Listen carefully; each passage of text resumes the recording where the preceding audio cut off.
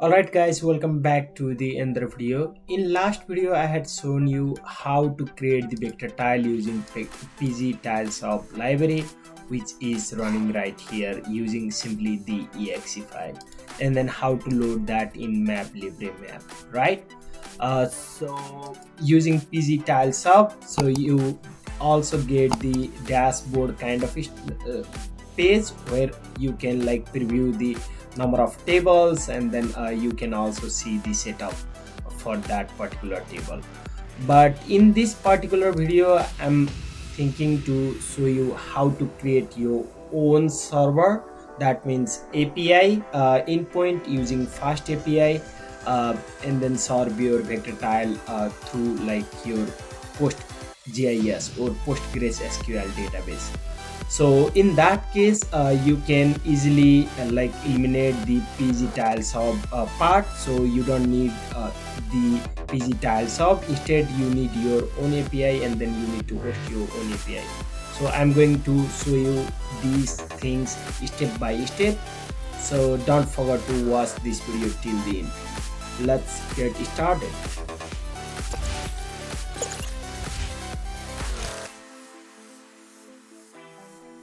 As I had earlier, so I created the vector tile folder over here. Don't worry about the code, I'm going to share you the code at the video description, so you can feel free to jump over the code.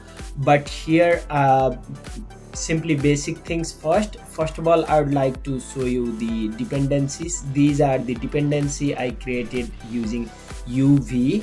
And if you are new to the UV library, so maybe I can add the new terminal, and if you are new then you can install it using pip install UV, and then you just need to redirect your folder to vector tile, and then just write UV sync or like UV PENV to create your virtual environment. And after that you just need to type UV sync to simply install all the libraries, all the required dependencies, right?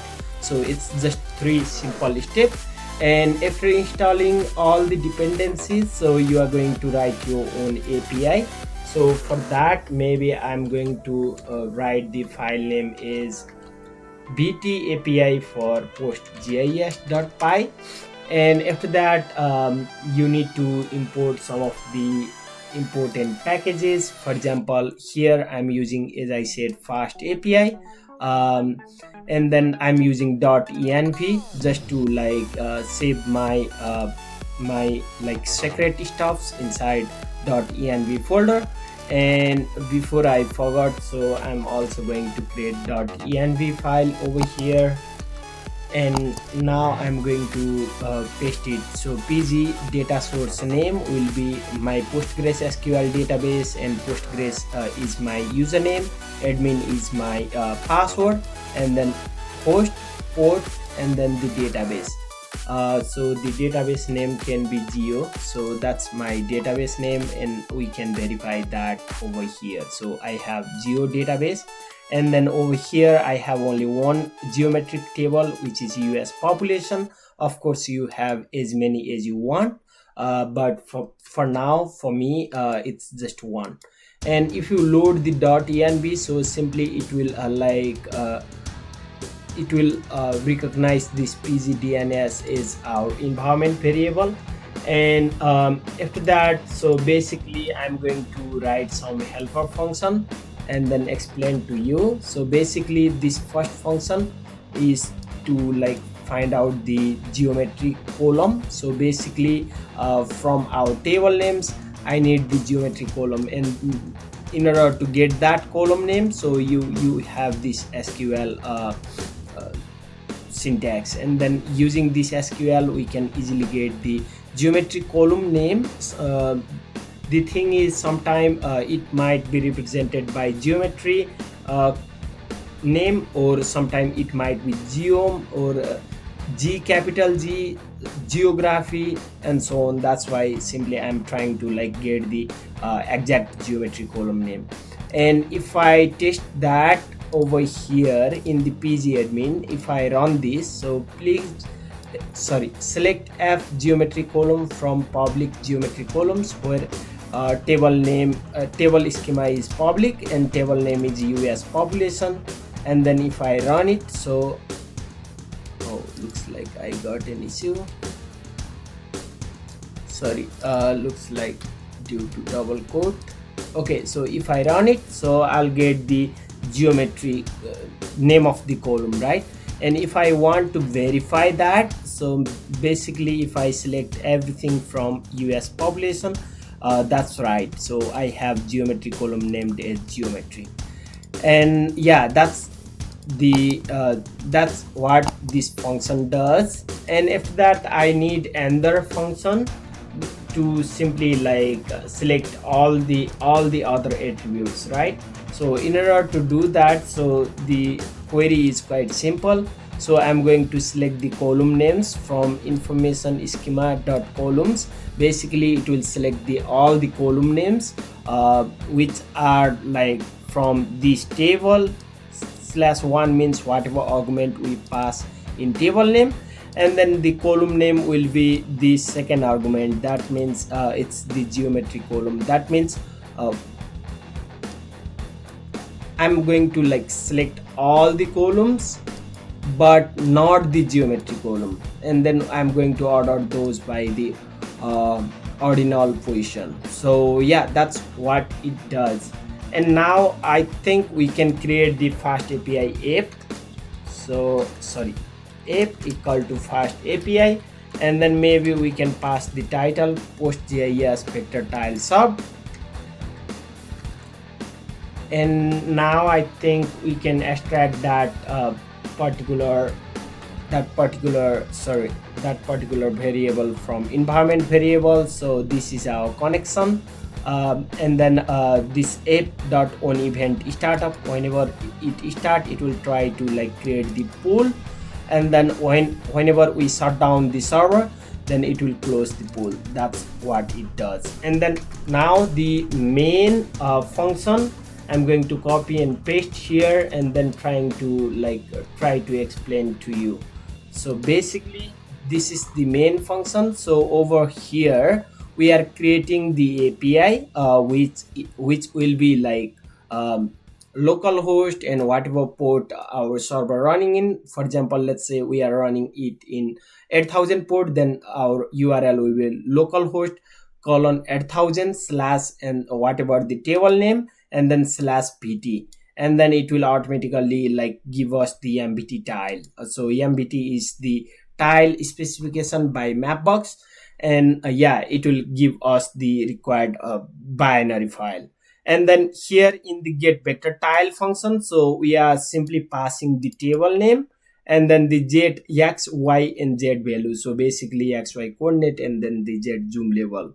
And if table name is not found, then we return the error. Otherwise we'll do some logic here. So basically for the vector tile, these are the few constant variable based on our coordinate system, which is web Mercator, which is heavily used on map. So basically our extent will be 4096 and tile size will be 256, and the resolution, of course, it depends on the zoom level z. That's why we are computing zoom level the resolution based on this formula.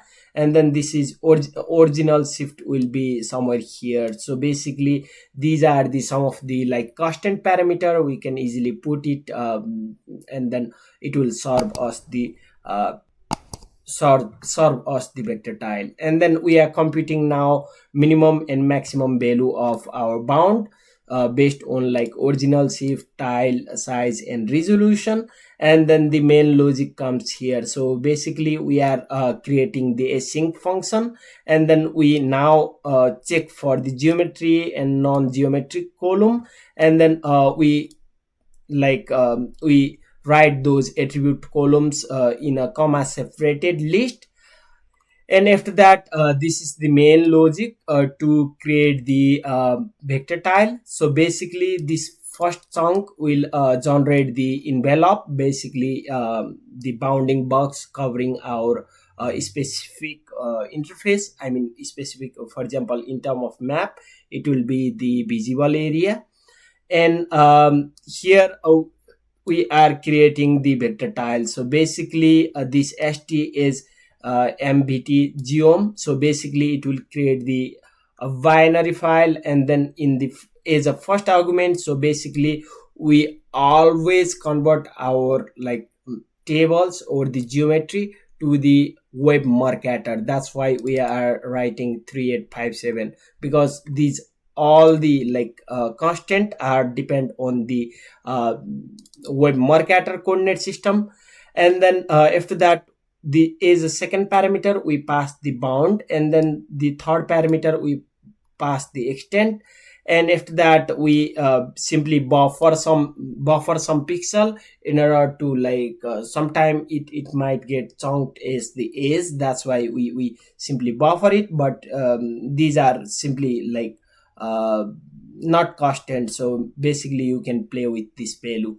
And then this false option is for like whether or not to clip the geometry. And for now I'm keeping it as false. And then that's all you need to do. And then this where statement will make sure that we are selecting the features from particular visible area or the particular bound, right? And if we do that, then simply we will like sort the tiles. And then if we do that, then definitely this particular endpoint will like give us the vector tile. And now I think we can check this functionality with the index.html file. But maybe I need to change some of the things, the source of vector tile. All right, so for that, so I created the another HTML file, so which is quite simple. So basically I have some style over here, and then I have the map ID. And then here the main important thing is like for the I'm putting the OSM boundary, and then for the US population simply I'm putting this link. So it's the vector tile link, right? So basically this is the like the host, the domain name for our API, and then this is the table name, and then /bt, and then zxy.mbt, right? And other are like simply bunch of like styles related to that vector tile. And then this is the click functionality, whatever we want in pop-up, right? And if we do that and save it, but yeah, before that I think we also need to like start our server. So since this is the server file, we need to start it. So in order to initiate it, you might have noticed here, so we are also installing uvicorn library. So basically it helps us to run this FastAPI server. So in order to run it, so you just need to like write uvicorn and then bt API for PostGIS :app, and then dash reload. And before running it, so make sure you have like activated your virtual environment, and then you also you also install all the dependencies. And after that, so simply make sure you are inside vector tiles folder. And if you run that, then you will get this endpoint. So basically our server is running under like 8000 port, and then that's what we are using here. So basically this localhost 8000, and then the table name bt, which is coming from here, table name bt and zxy. And yeah, so if you done that, then if you have like live server installed, then you can go live with your HTML file. And then you should like see that particular like layers. Let me check the console, what's went wrong. Oh, it's about the course policy. So I think we need to we need to do some changes in the server. So basically in the server, so after creating app, so we also need to like add the middleware. So basically we need the course policy. So in order to add that, so you just need to add this particular line. So enable cards for origin, right? For now I'm keeping everything is the like all out origin, and then all out method, all out headers, everything is like everything, I mean history, every anyone can like access the server from localhost, right? And yeah, if you do that, then if you go back to the map, now your map is live, right? You can see the data, and then of course we can click and then get all the attributes, and simply it's the vector tile directly from PostGIS, and it works smoothly for all the like zoom levels. And yeah, these boundary mismatch, it's not due to like vector tiles. When I check the original data set that I'm using, so the original data set was also like this, so basically it's not due to the vector tile, and it's working perfectly fine. So yeah, in this way you can easily build your own server, I mean own vector tile server using FastAPI, and then you can easily visualize your map in the MapLibre library. So I hope you enjoyed it, and if you enjoyed it, hit the like button and subscribe to my channel. Thank you for watching, and I'll see you in next.